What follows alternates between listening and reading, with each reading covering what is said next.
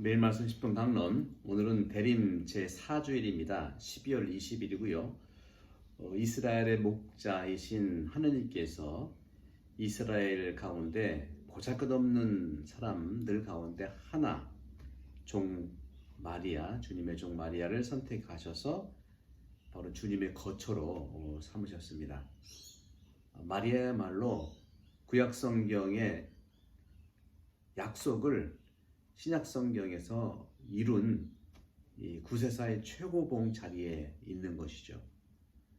말씀이 사람이 되시어 보여주신 순종 그리고 섬김을 우리도 배워보는 그 주일이 되면 좋겠습니다. 언제나 주님의 뜻을 따르도록 오늘 은총을 청해봅니다. 주님께서 이루신 구원을 마리아와 함께 기뻐하며 영원한 찬미의 노래를 함께 부르며 이번 주일을 준비해 봅시다. 루카복음 1장 26절에서 38절의 말씀입니다. 그때 하느님께서는 가브리엘 천사를 갈릴레아 지방 나자렛이라는 고을로 보내시어 다윗 집안의 요셉이라는 사람과 약혼한 처녀를 찾아가게 하셨다. 그 처녀의 이름은 마리아였다. 천사가 마리아의 집으로 들어가 말하였다. 은총이 가득하니여 기뻐하여라. 주님께서 너와 함께 계시다. 이 말에 마리아는 몹시 놀랐다. 그리고 이 인사말이 무슨 뜻인가 하고 곰곰이 생각하였다. 천사가 다시 마리아에게 말하였다. 두려워하지 마라, 마리아야. 너는 하느님의 총애를 받았다. 보라, 이제 네가 잉태하여 아들을 낳을 터이니 그 이름을 예수라 하여라. 그분께서는 큰 인물이 되시고 지극히 높으신 분의 아드님이라고 불리실 것이다. 주 하나님께서 그분의 조상 다윗 왕좌를 그분께 주시어 그분께서 야곱 집안을 영원히 다스리시리니 그분의 나라는 끝이 없을 것이다. 마리아가 천사에게 저는 남자를 알지 못하는데 어떻게 그런 일이 있을 수 있겠습니까? 하고 말하자 천사가 마리아에게 대답하였다. 성령께서 너에게 내려오시고 지극히 높으신 분의 힘이 너를 덮을 것이다. 그러므로 태어날 아기는 거룩하신 분, 하느님의 아드님이라고 불릴 것이다. 내 친척 엘리사벳을 보아라. 그 늙은 나이에도 아들을 잉태하였다. 아이를 못 낳는 여자라고 불리던 그가 임신한 지 6달이 되었다. 하느님께는 불가능한 일이 없다. 마리아가 말하였다. 보십시오.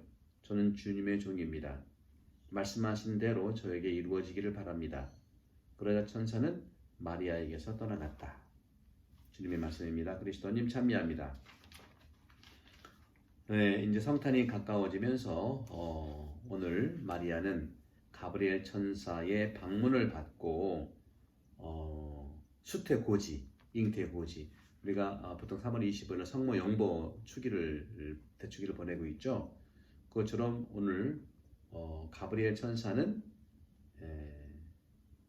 다윗 집안 요셉과 약혼한 처녀를 찾아가서 마리아죠. 천사가 마리아 집으로 들어가 이 말씀이 참 중요한 것이 있습니다. 3가지. 은총이 가득하니요. 이제 이 부분 이제 말씀을 좀 나누도록 하겠습니다. 은총이 가득하다는 마리아가 어떤 뜻인가? 그리고 기뻐하여라. 주님께서 너와 함께 계시다. 여러분 많이 듣던 그 기도문 아니겠어요? 미사 때마다 사제가 주님께서 여러분과 함께. 이 마리아에게 가브리엘 천사가 수태고지 예수님을 성모 영보 잉태했을 때 나눴던 인사예요. 주님께서 너와 함께 계시다. 주님께서 여러분과 함께. 이 부분에 대해서 쭉 이 말 놀랐고 무슨 말인지 곰곰이 생각했고 하는 것들이 있는데 그러면서 천사가 다시 마리아에게 말한 것. 내가 잉태하여 아들을 낳을 터이니 이 부분입니다. 그 이름을 예수라 하여라.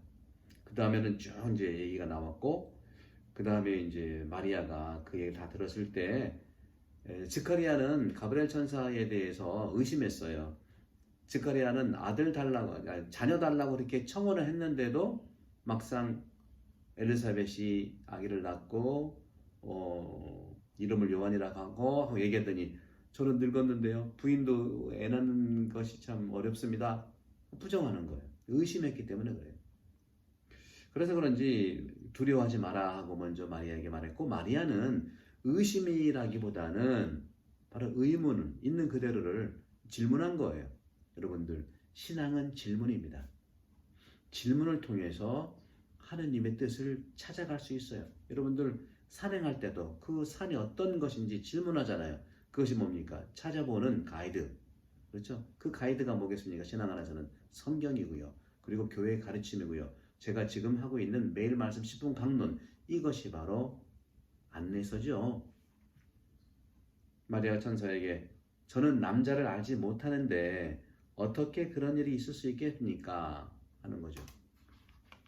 사실이잖아. 남자 알지 못한다. 어떻게 그런 일이 이루어지느냐? 근데 스가랴한테 얘기했을 때요. 스가랴가 천사에게 이렇게 말했죠. 저는 늙은이이고 제 아내도 나이가 많습니다. 이렇게 표현했어요. 똑같이 이 루카복음 1장 13절에 천사가 똑같이 스가랴한테 말해서 두려워하지 마라. 너의 청혼이 받아들여졌다.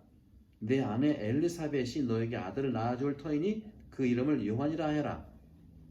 똑같이 했는데 스가랴는 18절에서 저는 늙은이이고 제 아내는 나이가 많습니다.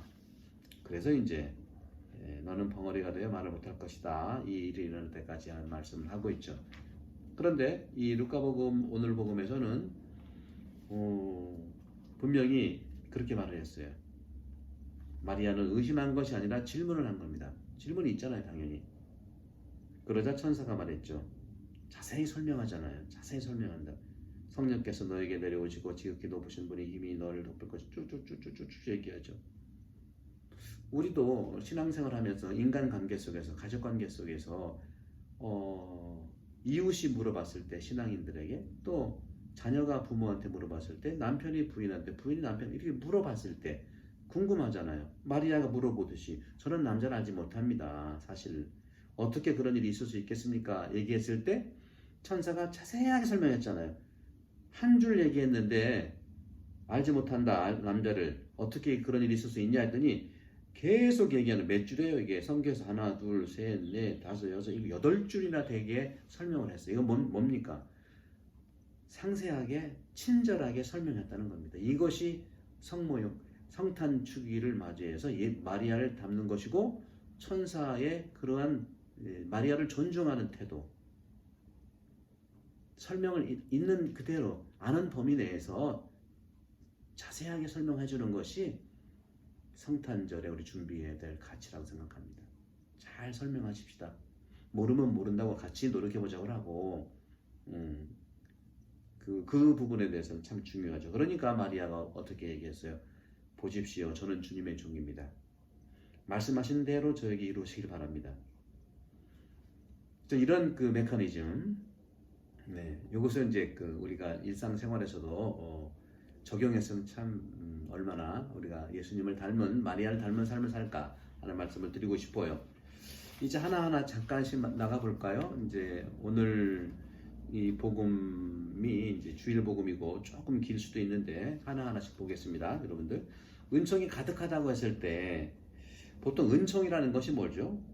은총이라고 하는 것은 지극히 종교적인 의미예요. 신학에서도 우리는 이 거룩한 의미로서 은총을 얘기도 하고, 또 청자로서 우리가 알아듣는 것에 대한 의미로서도 은총을 얘기하고, 또 보이지 않는 것을 보게 하는 이 성사적인 측면의 의미도 가지고 있는 것이 은총에 대해서 우리는 말합니다. 천사가 동정녀 처녀 마리아에게 이렇게 은총이 가득하신 이여, 이 특별한 이러한 호칭으로 불렀을 때, 호칭을 했을 때, 불렀을 때 바로 우리가 생각할 수 있는 건 뭡니까? 즉각적으로 하느님의 어머니, 최상의 거룩함에 정말 드러나는 표징이구나.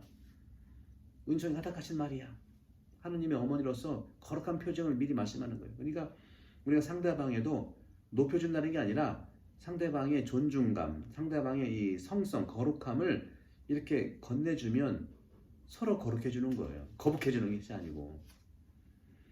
그래서 이런 점에서는 바로 그 마리아의 이 잉태가 그런 점에서는 아주 거룩한 하느님의 성령으로 인한 잉태라는 말씀을 하고 싶은 거예요. 특히 사실은 그 복음을 읽는 사람들은 이 그 그리스 말이죠. 이 은총이라고 하는 것은 그리스 말이에요. 카리스. 그러니까 이태리 그 라틴 말로 그라시아라고 하고 영어로 grace라고 하는데 이것이 이제 히란말 원문으로 이제 얘기하면 카리스입니다. 카리스.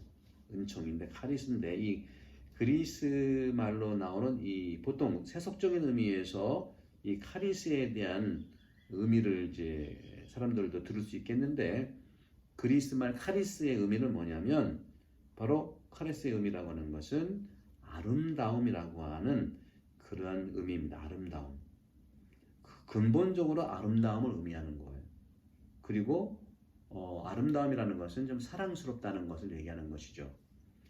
그렇기 때문에 문자적으로 천사가 마리아에 대해서 얘기했을 때 은총이 가득하시니요 하는 것은 당연히 마리아가 아름답다는 것이죠. 마리아가 아름답다는 것입니다. 그런 점에서도 볼 때 바로 이 우리들의 눈에도요 너무 세속적인 눈으로 이 은총이 가득하고 아름답다는 것을 우리가 좀 내려놓을 필요는 있어요. 물론 당연히 이 말 은총이 가득하시고 아름다움이라는 것은 세속적인 아름다움을 거부하는 게 아니죠. 당연히 내면의 아름다움인데 내면이 아름답고 영이 아름다우면 겉모습도 참 아름다운 건 당연한 일 아니겠습니까? 그 기준이 인간적인 기준을 거부하지는 않을 수 있다는 말씀을 드리고 싶은 거예요. 그런 점에서 우리가 이 은총이라고 하는 의미는 의심 없이 아름다움입니다. 어떤 아름다움? 영원한 아름다움이라는 거죠. 영원한 아름다움. 따라서 우리들 세계 안에서도 분명히 이것은 내적인 것이고 그렇기 때문에 우리가 외적인 것뿐만 아니라 또 내적인 것들이 같이 함께 영원한 아름다움을 간다는 것이죠. 일반적으로 사람들은요, 이 아름다움에 대한 어떤 그 표면적인 이 인식만 가지고 있어요. 외적인 것만 가지고 있어요. 참 이것은 정말 허무하게 빨리 지나가지 않습니까? 그렇잖아요. 그래서 우리는 영성 생활에 있어서 바로 영원하고 내적인 아름다움에 대한 어떤 감각의 일어남, 감각의 어떤 그 뭡니까? 그 깨어남, 감각의 깨어남 이런 것들로 시작하는 것이 영성 생활이에요. 이미 플라톤은 그런 얘기를 했어요. 아름다움이라고 하는 것은 내적이고 영적인 아름다움이란 말을 했는데 우리 그리스도교에서도 역시 바로 눈을 여는 걸 얘기합니다. 눈을 여는 거. 다시 말하면 신앙이라고 하는 것은 믿음이라고 하는 것은 새로운 지평 안에서 바라보는 아름다움이에요. 당연히 외적인 아름다움이 포함되지만 외적인 것만 봤다 너무 허무하잖아요. 사라지지 않습니까? 내적인 아름다움을 끌어서 내적인 아름다움을 유지하는 내적인 아름다움. 그 눈을 여는 것이 필요합니다. 시선입니다. 시선. 그 다음에 주님께서 너와 함께 계시다 하는 이 말, 주님께서 함께 계시다는 이 말은 주님께서 함께 계시다. 이것은 당연히 히브리 사람들 사이에서 인사 표현법입니다. 인사 표현법. 뭐 서양에서는 굿모닝이라고 하고 우리도 이제 좋은 아침을 이제 직역해서 번역해서 하는데 본래 한국 사람들 인사할 때 안녕하세요. 그렇게 이제 인사를 하죠. 뭐 식사하셨어요? 네. 어디 가세요? 근데 이거는 어디 가냐고 물어보면 장소가 궁금하게 아니에요. 잘 가셔라 그런 소리죠. 근데 좀 이해가 좀 안 되는 부분에서 그런 언제 말씀드렸을 겁니다. 아파트에서 이제 새댁이 이제 오니까 그 위층에 사는 중년 그 부인께서 새댁 어디 가? 그러니까 그걸 왜 물어보세요? 제가 가는 건 뭐 궁금하세요? 그거 아닙니다. 우리 한국 사람들의 그 기본적인 인사는 안녕하냐, 편안하냐, 평화스러우냐, 어디 가시느냐, 그 장소 물어보는 거 아닙니다. 네, 잘 가고 있어요 하면 되면 됩니다. 예. 이런 것들이죠. 히브리 사람들은 마찬가지예요. 주님께서 함께 계십니다. 안녕하세요. 그런 의미입니다. 그러니까 우리 한국적인 가치랑 유사한 부분이 있어요. 그런 점에서 이런 것들 우리 많은 이제 그 전례에도 도입이 돼서 이제 축하하는 뭐이고 또 하나님께서 우리와 함께한다는 그러한 그 건강뿐만 아니라 구원의 의미까지 들어가 있는 것이죠. 따라서 거룩한 은총을 선물로 주는 것이죠. 주님께서 너와 함께 계시다는 것이 거룩한 은총을 선물로 주는 거예요.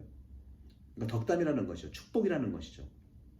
동정녀 마리아는 이렇게 마치 은총이 가득한 정말 그 자라고 하는 것이 천사에 의해서 호칭됐다는 것이죠. 건넸다는 것이죠.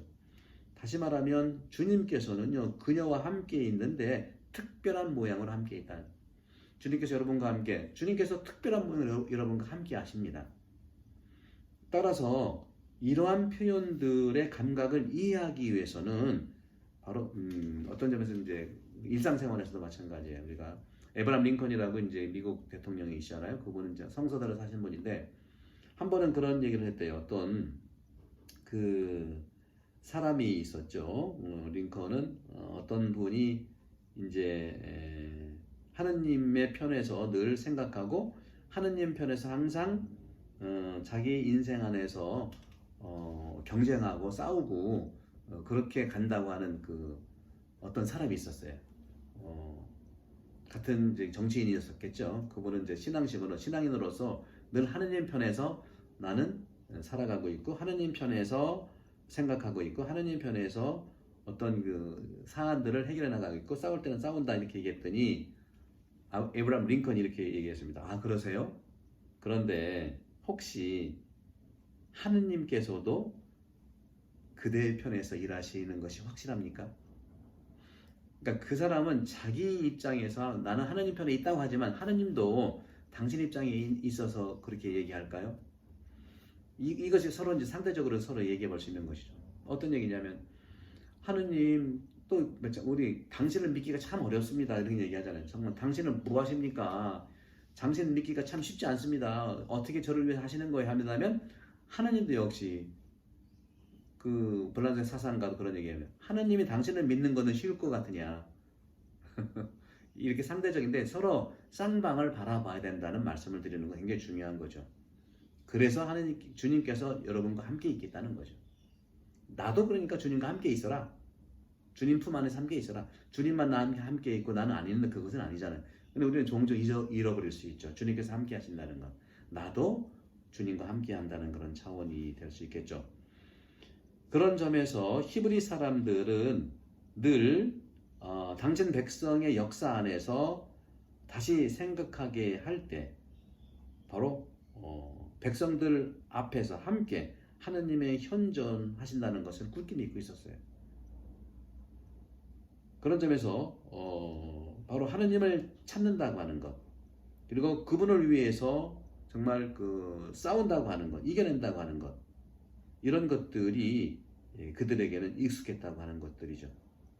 가끔 우리는 그런 점에서 그럼에도 불구하고 주님께서 우리와 함께 하시는데도 하느님이 우리를 버린 듯한 것은 아닌가 하는 그런 어려움들이 많이 있어요. 이제 대림절 초가 내가 켜줬고요. 그리스도의 빛으로서 오시는 그분을 표시하기 위해서 빛이 내게 켜져 있지만 빛이 내게 켜져 있을수록 어떻습니까? 어둠이 빛으로 변화할 수 있지만 어둠이라는 것은 정말 이 세상에 많이 만연되어 있죠. 테러도 어둠이고요. 특히나 자은 재해도 어둠이고요. 그렇죠. 지역이라든가 또 전 세계적으로 당연히 코비드19 팬데믹은 정말 어둠 중에 어둠이죠. 또 지역에서 발생하는 여러 가지 범죄라든가 정말 어려운 일들 이런 것들이 정말 어둠들인데 요동치는 이런 어둠 속에 그리스도의 빛으로 환하게 빛나게 하는 것 바로 그러기 위해서 우리를 보호하시기 위해서 이사야서 7장 14절 처녀가 아이를 낳으리니 그 이름을 임마누엘이라 하리라가 오늘 복음에서 이루어진 겁니다. 하느님께서는 우리와 함께 하십니다. 바로 마리아의 아들이고 하느님의 아들이신 그 하느님께서 우리와 함께 하시는 것이죠. 끝으로 오늘 좀 길어졌습니다만은 끝으로 말씀을 나누고 싶은 것은 마리아에게 보라 이제 네가 잉태하여 아들을 낳을 터이니 그 이름을 예수라 하여라. 마리아는요 이스라엘 역사의 최정상에 있습니다. 오늘 최고의 정상. 구약의 계약의 궤 시나이 산에서 모세가 십계판을 받아서 구원의 정상의 시나이 산에 있는 것처럼 바로 이제 율법의 율법인 말씀이신 그 예수님을 자기 태 속에 잉태했다는 그 사실이 마리아라는 이런 산 구약의 시나이 산처럼 그 율법의 모세판을 받아들인 것처럼 이제 마리아가 신약의 최정상인 그 마리아의 태 속에 말씀을 받아들이는 거 아니겠습니까? 그런 점에서 하나님은 늘 땅으로 오셨고 특히 우리 사이에 오셨고 우리와 함께 오신다는 거죠. 마리아를 통해서 그렇죠. 이것이 바로 매우 특별한 방식의 오심입니다. 우리에게 다가오는 대림절이라는 것이죠. 시나이산에서 드러내는 것처럼 천둥과 번개와 하는 것처럼 사람들은 그래서 두려워했었습니다. 그래서 오늘 천사는 마리아에게 두려워하지 말라고 하는 거죠. 이사야서 6장 5절에 바로 하느님을 바라본다는 것은 어떤 의미입니까? 죽는다는 의미예요. 바로 두려웠다는 것이죠. 어느 누구도 정말로 그 새로 태어난다는 것은 두려워하지 않은 사람이 없지 않습니까? 그런 점에서 하느님께서는 바로 그렇게 우리에게 오셨고 우리 인간의 약함 안에서 인간이라는 약함 안에서 하나님은 내려오신 것입니다. 그렇기 때문에 다른 요소는 그렇게 우리에게 중요한 것이 있을까? 따라서 바로 하느님께서는 마리아에게 오시는데 하느님이 홀로 오는 것이 아니라 바로 여성을 통해서 그리고 잉태를 통해서 결국 중요한 것은 그 동시대의 그러한 사람들을 통해서 하느님의 아들이고 인간의 아들인 예수 그리스도를 통해서 우리에게 다가오신다는 거죠. 이 진리, 근본 진리가 우리 신앙의 진리입니다. 바로 이것이 정말로 그리스도의 영성생활의 모든 영성생활의 프로그램이에요.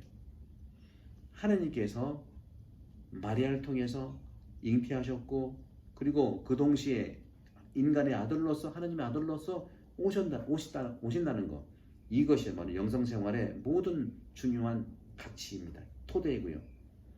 그렇기 때문에 우리는 하느님의 은총 안에서 기원이 되는 것들을 바로 모든 선을 통해서 우리에게 축복으로 받는 겁니다.